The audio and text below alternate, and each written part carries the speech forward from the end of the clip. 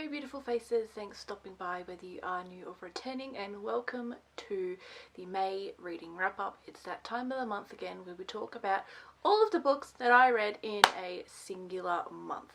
Now I totally forgot to do stats last time, so I just put like the little photo of the stats, and I always put the photo of the stats, but I forgot to talk about the stats last month, so we are going to make sure that I remember to talk about the stats this month. So I managed to read 8.5 books this month. So 5 of them were dark romances, 3 of them were contemporary romances, and I will tell you about the half when I get to it, which was half of a fantasy book. So I'll get to that when I get to that. That is the last book that I read this month. Let's just jump into it. As we know, I like to talk about them in the order that I read them. So the first book I read this month, and the actual first 2 books that I read this month, I don't have physical copies of because I'm actually loaning them out to a friend.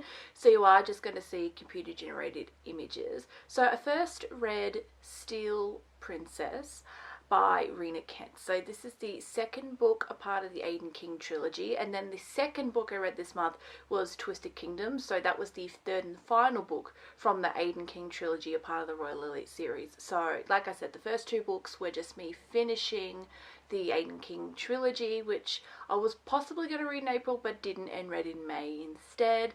I love this. Aiden's my man. Aiden is so my man. The entire trilogy gets 5 stars. I love it. So far at this point in time, I was thinking possibly that Aiden might be my favourite, but as you may know, I was also very, very excited to get to Ronan's book. I love me a comic relief guy. My favourite, like, Teen Wolf character is Styles, and I'm a Damon girl. Like, you know, the guys that bring the comic relief, but they still have lots of depth to them. You know, like, Ronan is still a dark romance man. He's just funny. Like, he can still be scary, but he's funny. So I mean, I love that about Ronan, but Aiden King is my man. Like, I love him, and I was so surprised because my 2 least favourite Legacy of Gods books are Aiden's kids. Seriously, God of Pain and God of War, which are Aiden's kids, but yet I really liked Aiden himself. So I don't really know what that says. I remember telling my friend about it, and she was like, oh wow, so you go for the daddy, and I was like, not at a daddy age, thank you very much, because he is in high school in this book. Actually, it's hilarious because Royal Elites, they're depicted the tiniest bit younger than Legacy of Gods, because Royal Elite is like a dark romance set in high school, and then Legacy of Gods is set in college, so that's quite interesting. But I absolutely love Aiden King. He's so like, oh, some of the quotes, I read this at the beginning of the month, so I don't fully remember, but I remember him being like real scary but loving, and he would have like baths for her as like a form of aftercare. So after he like basically like destroyed her, he'd be running in cute little baths, and she'd be like, oh, what are you doing? I heard that warm baths help. I just, Aiden, I love you. Seriously, I want him. He is so on my list of book boyfriends. That whole trilogy gets 5 stars, and I get why it had to be a trilogy, because she had like a really, like a storyline that had to go across 3 books, and just so good. The one thing, at this point in time, I was wondering how Rena Kent was supposedly going to make us fall in love with Silva, because she's a bitch, but she gets a book. So I was very interested to like get to her book, and I am just going to spoil you now. I did read the entirety of Royal Elite this month, but I did take a tiny little break after finishing the Aiden King trilogy to read Icebreaker by Hannah Grace. This is one of the biggest books in the entirety of Book Talk, and I hadn't read it yet, and I was like, how have I not read this yet? This is so like, how have I not read this yet? So I read it. I will admit, in 2024, I stayed away from all of your classic starter Book Talk books. I didn't want to read any of those, had no interest in reading any of those. But this year I've got more of a mindset of like, maybe I'd like to give some of them a go. There are some, after doing further research, that I just still genuinely have no interest in. But some of them I'm like, well, they're in genres that I enjoy, and it would be good to say that I have read these. So I decided that I would read some, and I have started with Icebreaker Icebreaker. So this is a really popular sports romance between an ice hockey player and a figure skater. So something happens and like the rink arena is like trashed. Supposedly there's two of them, one for the ice hockey team and one for the figure skaters. I think the ice hockey one gets ruined, so the figure skaters and the ice hockey men have to share an ice rink. And that's kind of what brings our two main characters together. So our female main character, Stacy, Anastasia, and our main male character, Nate. So Stacy at the beginning of the book is actually in a friends with benefits relationship with this guy called Ryan Rothwell, and he is on the basketball team. But as we all know, that ends up fizzling out, and then she gets with little old Nate, and I'm not going to tell you how. I don't really want to spoil it. But that's basically it. And she has this like horrible roommate, and just, it was actually so good. I was so surprised by how much I liked it. I went into this just being like, oh yeah, you know, let's just read Icebreaker, like it's the book, you know, it's the book, like have I not read this yet? So let's just read it and then I can say that I've read this. And yes, I can say that I've read this. But I really enjoyed it. I didn't have high expectations. I thought it would just be like, okay. But oh my god, 5 stars. It actually is getting 5 stars from me because, whoa. And it's so, oh my god, this was so spicy too. This was a lot more spicy in the first half. The spice did kind of drop down towards the second half of the book because I think it was more about them now. They're like finally falling in love, I guess, in the second half of the book, but the first half of the book was like, whoa, spicy as shit. So I would give this like a 3 or a 4, and then for the Aiden King trilogy, it's definitely getting between a 4 and a 5 for the spicy scale for that. I always forget to talk about the spicy scale.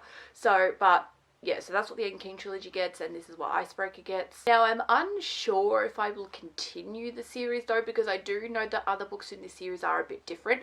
Wildfire follows another like hockey team member, but the way that Hannah Grace has written this is a little bit different. So this one is heavy on like the sporty element, but Wildfire is actually set in the off season, where the male main character and the female main character of that book are actually camp counselors at a summer camp. So it feels a little bit different, and the only way that it's connected is that like the guy is another one of those hockey team members, but it's not set on the on season, it's set in the off season. Then you've got Daydream, which again, I think that's also set in the off season. So they all feel a bit different, which, you know what, that's actually quite cool for a sports romance series, because a lot of sports romance series are just your basic, every team member gets their book, it's always set in the on season, it's very sporty, like, so I will admit that it's good that Hannah Grace is doing something a little bit different. Granted, I don't have as much interest in the other two. I actually had huge interest in like finally reading Icebreaker. I don't have the same interest for Wildfire and Daydream. I might maybe read them in the future perhaps, but it's not really like I want to read it right now, and I don't even own them. So I might read them eventually, but like if I didn't read them this year, I'd be like okay with that. Then we jumped straight back in to Royal Elites, reading basically the rest of the series, except I didn't read the Royal Elite epilogue, but that is like the next book, like it's going to be like the first book of June, and that is just like the little epilogue. I do want to read it. I'm going to be annoyed if it's all just them getting married and having kids, though granted I feel like that will be what happens, you know, because Legacy of Gods is like their kids. I hope they do a little something cool with the epilogue, I don't know. So I did read all of Royal Elite, like I said, except for the epilogue. We basically just like didn't listen to my May TBR, because I did make a May TBR, and the books that I've spoken about up until this point were on the TBR. So Icebreaker was on the TBR, finishing the Aiden King trilogy was on the TBR, but I put other books on the TBR that I just didn't get to this month. I just decided I really wanted to finish Royal Elite. I basically just did a binge this month and read the entirety of Royal Elite, and basically fuck the rest of the books that I put on the list. Like, I know I put like the Pumpkin Spice Cafe and For the Fans, like I didn't read those. I do want to try and read those in June, but I'm like, yeah, I just did not read those. We just read the rest of Royal Elite. Next in the Royal Elite is Black Knight. This is Kimberly and Xander's story. Now, this is going to surprise some people. I think I spoke about I think it was the April reading wrap up, that I was yet to give a book by Rena Kent anything less than 5 stars. Because the Aiden King trilogy is all 5 stars, Cruel King is 5 stars, the entirety of Legacy of Gods is 5 stars. So I remember saying like, wow, imagine a book by Rena Kent that doesn't get 5 stars. We've come to one. Black Knight I've decided I'm only going to give it a 4 star. There were parts of it that just didn't sit right with me. I was just like, it's not really giving me that 5 star feeling that the rest of the series is giving me. So it's only getting a 4 star. I still really enjoyed it. Like, a 4 star is a pretty good, solid, decent rating. Obviously, it's just not like 5 star material. And Xander is my least favourite Royal Elite man. I am planning to make a video where I rank all of the Rena Kent men that I've read so far, because I would in the future like to do a video where I rank all of the Rena Kent men, like after I've read the entirety of the Renaverse. As we know, I'm working my way through the Renaverse because I love Rena Kent so much. I think she's literally my favourite author of all time. But yeah, unfortunately this one just got a 4 star. It just wasn't giving me the same 5 star feeling as the rest of the series was giving me. He is a bit of a bully to her, and even when they were together, he was still a little bit mean towards her. Like, I don't necessarily mind bully romances, I just don't think this was like my favourite thing ever. And like I was saying, a 4 star, like that's still a pretty decent rating. Like, I really definitely enjoyed this book. Like, I'm yet to find a Rena Kent book that I dislike. This one just doesn't get 5 stars. So Kimberly is Elsa's best friend, and I will admit that Kimberly is the tiniest bit like myself. She's obsessed with the colour green. It's her favourite colour ever. She loves like the green M&Ms. Her hair is green. Her favourite flavour of ice cream is pistachio. My favourite colour is also green, and when I was a kid, I was heavily obsessed with green stuff. Green is still my favourite colour today. Obviously not like obsessed as I was, but like green is still my favourite colour, and I was like, oh, that's kind of cool. My favourite flavour of ice cream is similar to Kimberly's. My favourite flavour of ice cream is hazelnut. This one is a bit of a, like, they were childhood friends and then became enemies, then they become lovers again in the future. So I'm not going to tell you too much else because obviously I don't want to spoil this all for you. This I'm only going to give maybe like a 3. This one's a little less spicy. I've noticed with this book series, some are more spicy than others. Like the Aiden King trilogy is definitely spicier than Levi's book. And then Xander's book, I would say, is on the same as Levi's. Like, you don't really get to the spice until halfway through. But with like the Aiden King trilogy, you kind of got spice a lot earlier. So it's different per different book in the series, and depending on like the storyline for that character. Xander really hated her, really despised her in the beginning. Like, did not want to touch her. So you kind of get why there wasn't spice until a lot later. Next, we have Vicious Prince. This is Ronan's book. I was so excited to get to Ronan's book, as I was talking about earlier. Oh my god. Ronan is like my main man. 5 stars. Oh, I loved him. I knew Ronan was going to be my favourite. I knew. When I was reading the Aiden King trilogy, originally he was my favourite. Aiden's my second favourite. Just under Ronan.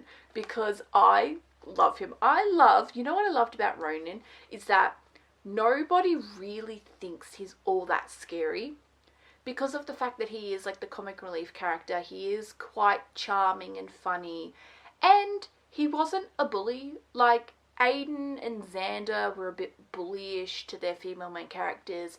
You know, Ronan is not a bully in the slightest. So no one thought that he had a dark, scary side. So it was good for Ronan because Ronan always had that element of surprise. So he could like surprise and go, haha, I'm scary, bitch. And it would always catch Teal off guard because it's like, oh, I didn't expect this from you. But yeah, so Ronan does have a scary side. Because this is the thing you got to realise. He's still a dark romance man. Because this is still a dark romance book. So, of course, us as readers knew that he was going to be somewhat scary. I was very interested to see in how he was going to be written, because he is that charming, nice guy in comparison to the rest of his friend group. But still a dark romance book, so obviously there was going to be a dark element in there. This one's getting like more towards a full with spice, so this I'd put on the same vein as Aiden, like it was spicier. And it was so good. It was so good. I love, like, even Teal. Teal in the beginning was annoyed. Teal in the first half of the book really annoyed me. Teal in the second half of the book, when she started actually falling for Ronan, I enjoyed her a lot more. Because in the beginning I was like, ugh, I really enjoy Ronan, but I really do not enjoy Teal. But by the end of the book, no, I fell in love with Teal, and you love Teal as well as Ronan. And because obviously Teal in the beginning, it's like she doesn't really have emotion. She claims that she doesn't have emotion, but then she's like falling in love for Ronan, and it's like, what is this feeling that I'm feeling? Oh my god, am I feeling feelings? Like, yeah, it's a whole thing. Supposedly she doesn't feel anything, and then by the end of the book she like obviously is in love with Ronan, and he's like French, and I love that, because obviously in the book he's always like, moi, pardon moi, like it's ma belle. And so he's French, and I love that. I love that. The French one, I knew. I just knew. And he was, you know what though? I actually found him to be quite scary. So I loved it. This is a dark romance book, honestly, unlike any that I've ever read. Because I just thought it was like amazing. This is my favourite of the series. Now I will, like I said, I'm working on that ranking video, but yeah, this one's my favourite. Then we got to the last official book, which is Ruthless Empire. This is the wrong way around. Ruthless Empire. So this is Cole and Silver's story. This one I was interested in for a couple of reasons. A, I wanted to see how they were going to make us like Silver, because Silver is quite a bitch, and she's rude, and she's a bully towards Elsa and Kim. So I was like, ooh, I wonder how they're going to make us fall for Silver. Also, Cole is very, very mysterious. In the other books, he was described as like very, very like mysterious. You know, the guy, like, he doesn't talk a bunch. Giving me that, lurking in the shadows energy. So I was quite interested for this one. And this one I think is also one of the thickest in the book. Now, the thing that surprised me the most is that it's like part 1, part 2. And also you get a third POV. So you get Cole's POV, Silver's POV, but then you also get this doll master POV, which, wow, it surprised me at first. It was a very interesting POV. It all comes together at the end. I'm not going to tell you because I do not want to spoil. This one was also leaning a little bit towards BDSM as well, and actually Ronan's book the tiniest bit as well, actually, but this one's more. So, because a lot of the spice in Royal Elite so far has been quite vanilla. Then in Ronan's book, you see it delved into a tiny bit.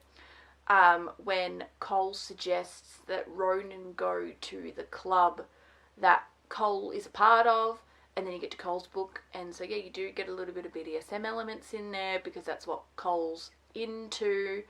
I think with the Aiden King trilogy there might have been a tiny bit, because we do know that Aiden's really into like manhandling and things like that, but Aiden never really cared for props. He never needed like ropes and things, whereas Cole's into ropes and things. So that was like interesting, and you discover new things about yourself when you read these kinds of books. Let me tell you, I'm trying to obviously keep it PG. We read quite a lot of dark romance this month. Dark romance is just like my favourite genre to read because it's just so different and interesting.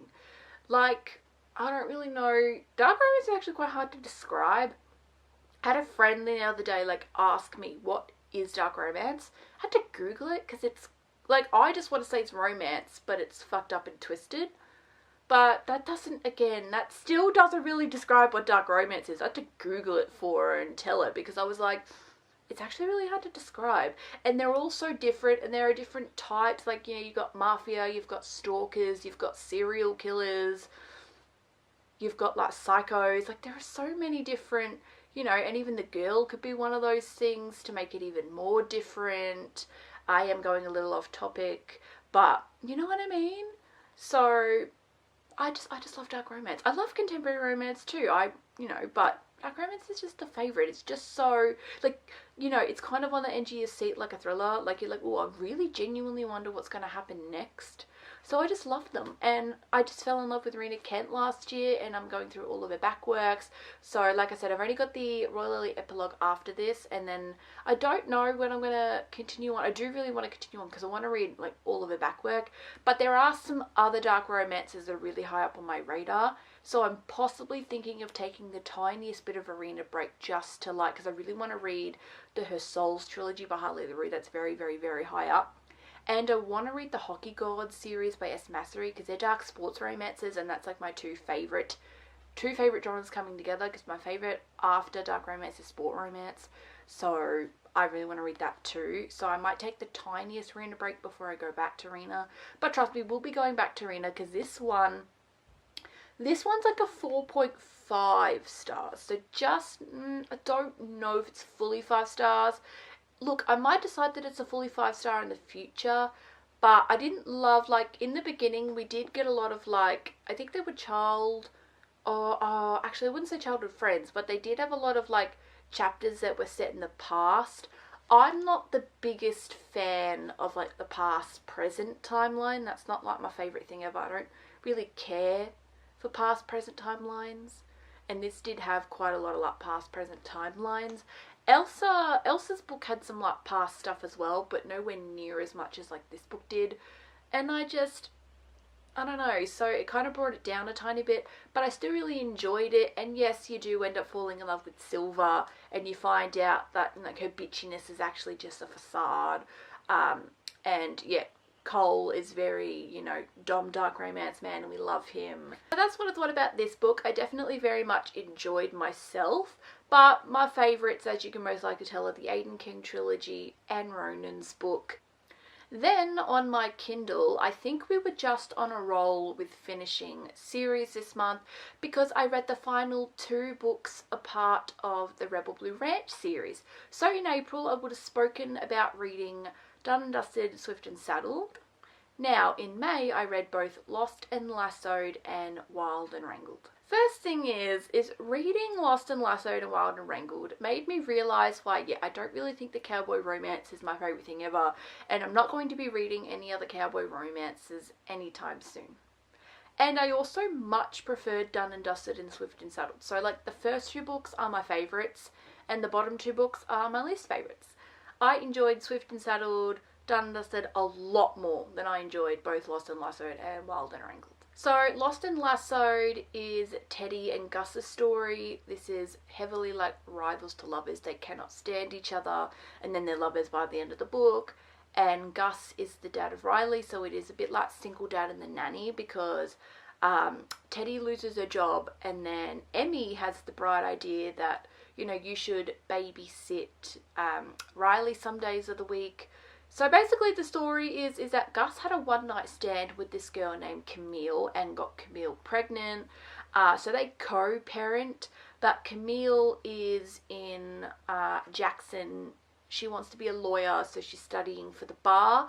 So Camille and Gus always had a good 50-50 who would look after Riley. But with Camille gone, Gus is looking after Riley entirely of the time, and he's not really doing a good job, and he needs help, so they enlist Teddy. Gus doesn't want to at the beginning because obviously Gus does not like Teddy in the slightest, but Teddy really needs a job, and she loves Riley, and Riley loves her, so it goes from there. Teddy starts babysitting for Gus, and then they start to become lovers, and you know how it goes. Classic cowboy romance. Yeah, I didn't love this one. Only a 3 stars. I enjoyed it, and I read the whole thing, and it was whatever. But it just, was not my favourite thing ever. Because I remember when I was reading the first 2 books, I think I gave the first 2 books maybe a 3.5, close to a 4. Yeah, a 3.5 I think for the both of those. I remember actually enjoying myself and being oh, wow, these are actually quite good. But then Lost and Lassoed, I was it's not as good. It was okay, and I read the whole thing, 3 stars, it was decent, but it didn't make me want to read any more cowboy romance anytime soon. It's not my favourite genre, as I've said. It's just, Like, it was alright, it just wasn't like my favourite thing ever. And I think Lost in Lasso is also the least spicy of the book. I think there was like 2 full scenes, which was actually, look, it's fine, it's whatever, but like the other books are actually like a lot more spicy. So this one like toned it down a bit. But I think because he's a dad and because they thoroughly disliked each other, so they didn't want to touch each other until like halfway in. Yeah, I was just a bit disappointed because I thoroughly enjoyed the first 2 and then I went into this one and I was just like, oh. But it also just made me go, yeah, this is why I don't really do cowboy romance, because this is how I feel about most of them. But I knew I only had 1 book left. I knew that if I didn't kind of automatically jump into Wild and Wrangled, I didn't know when I was going to ever read Wild and Wrangled. So I thought, let's just read Wild and Wrangled, finish out the series, and then for the next couple of months I don't really have to touch any cowboy, because I don't really have any interest in going into any new cowboys at the moment for a while, actually. So Wild and Wrangled's going to be like the last cowboy that I read for a good while, because I'd rather go back and read other stuff that I have a lot more interest in. Now, Wild and Wrangled I definitely liked a little bit more than Lost and Lassoed, but I still thought that Done and Dusted and Swift and Saddled were better. Swift and Saddled's like my favourite. I really enjoyed West, like he's my favourite man. I think if I had to rank the series, it would go Swift and Saddled, then Done and Dusted, then Wild and Wrangled, then Lost and Lassoed last. So Wild and Wrangled is that baby mama Camille I was telling you about. It's her story and Dusty. So this is, yeah, Camille and Dusty. Dusty is like a family friend, but he doesn't live on Rebel Blue. So this one, yeah, there's a little bit going on with Rebel Blue, a tiny bit, but not a gigantic amount, because neither of them live on Rebel Blue. So this is when Camille comes back from passing the bar. She gets left at the altar, because in the other books it is spoken about that Camille is going to get married. It's not to Dusty, but then she gets left at the altar. So this one, again, it had those past-present timelines, which I don't love a past-present timeline. This was like they were childhood. Oh, no, actually no, not childhood, but they were like together in high school. This is like second chance, that's the word I was looking for, because they were boyfriend and girlfriend in high school and then they broke up, and this is like how they get back together. So this one I'd maybe give like a 3.5, maybe like a 3.25. I've never done the 2.5 thing. I liked it a little bit more than Lost and Lassoed, but nowhere near as much as like Done and Dusted and Swift and Saddled. The first 2 were just like really good, and then the last 2 were like kind of good. And I don't know, it just wasn't really my thing. I loved Dusty though. Dusty is probably my next favourite man, maybe, because he had like longish blonde hair, and then he was like covered in tattoos, and I thought that was kind of hot. And he had like a nose ring, so I loved that about him. But yeah, these are just like, they were okay, but they weren't like the best thing ever. So that's what I think about this series. Lastly, for that half that I was mentioning, in, I think it was either January or February, I read A Court of the Vampire Queen by Katie Robert, but I only got half of the way in. I stopped at about halfway and decided I did want to take a little bit of a break, because it is just basically straight up fantasy erotica. This is literally just straight up fantasy erotica, and I just needed to take a little bit of a break. There is the tiniest bit of a plot. Like if you've ever seen that meme where it's like, they need to know why they're fucking. Yeah, the plot is literally just to tell you why they're fucking. Let's be real. So I did take a little bit of a break. Now, I love me a smutty book. We know this. And I did enjoy it, but I do love me a good plot as well to go along with the spice. So I just thought, you know what, let's just take a break from the straight spice. And I realised when it came to May, I was like, I never actually finished Court of the Vampire Queen. It's just been sitting on my bedside table and I haven't touched it. I don't remember if it was January or February that I read the first half, but in March and in April I didn't touch it, and I was like, oh, I totally just like forgot about this book. So I finally read the other half, basically the other half of Court of the Vampire Queen. So I finally finished this book, literally just straight up fantasy erotica. I don't know what else to say. So I think, if I remember correctly, the female main character is sold by her dad to this like vampire prince thing, and they're meant to have kids. Like she's supposed to like give an heir. I don't think she really wants to, but then I think she's also meant to be like a sacrifice. I think she's meant to give an heir and then she's gonna die, and she doesn't want to die. And like the prince, I think, ends up falling for her and is like, you know, like, I'll make sure that you don't die. So this is like the first half of the book. And yet a lot of spice. Like seriously, so much spice. And it's a little bit wide cheesy because there are two other dudes that come into this as well, and they have spice with her as well. So that's really all I've got to say about this book. I'm going to give it a solid 4 stars. I did enjoy it. I would have liked a little plot to go along with it, let's be real. But if you are genuinely just looking up for, if you're just wanting straight spice and you like fantasy, pick this up. Rightio, that is it for today's video. Just wanted to, give my May reading wrap up. Don't know why I was going to go say April. But yep, that's it for the video. If you enjoyed, please consider a thumbs up. Consider subscribing if you love books just as much as I do. And yeah, I will see you all next time. Bye-bye.